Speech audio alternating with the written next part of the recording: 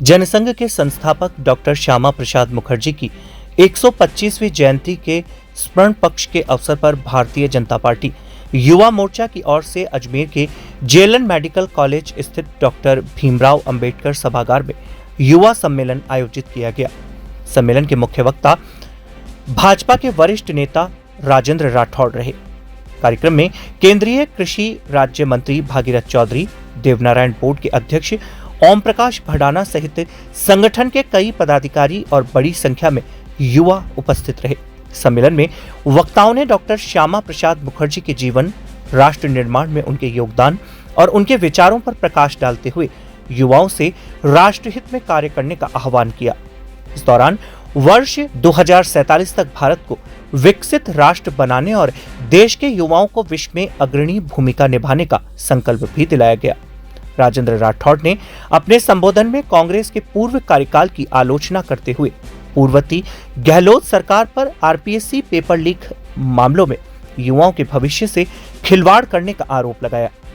उन्होंने दावा किया कि वर्तमान भाजपा सरकार पारदर्शी और निष्पक्ष भर्ती प्रक्रिया सुनिश्चित कर रही है।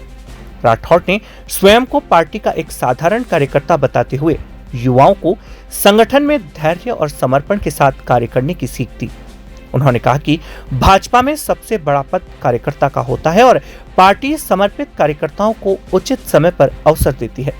राजनीतिक नियुक्तियों के संबंध में उन्होंने कहा कि यह मुख्यमंत्री का विशेषाधिकार है।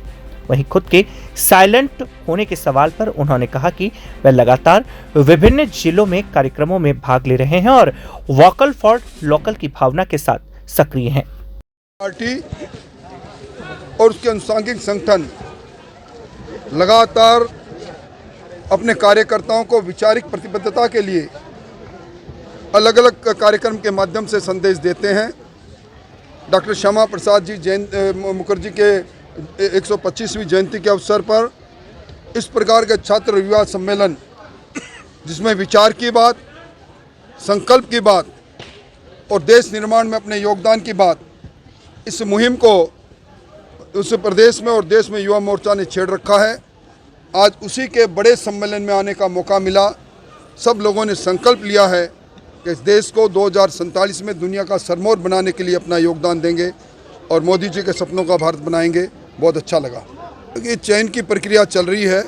मैं समझता हूँ कि मुख्यमंत्री जी के संज्ञान में वो सारी बातें हैं, पर आरपीएससी में अब जो लोग चयनित होकर यहाँ आ रहे हैं सदस्य के तौर पर, उनके अगर आप क्वालिफिकेशन, बायोडेटाज और उनके इंग्रेडिएंट्स को देखेंगे तो आपको लगेगा कि अब तेरा और मेरा नहीं, अब वो लोग हैं जो अलग अलग क्षेत्रों के अंदर शिक्षाविद हैं और जिनकी इंटीग्रिटी अबोव बोर्ड है।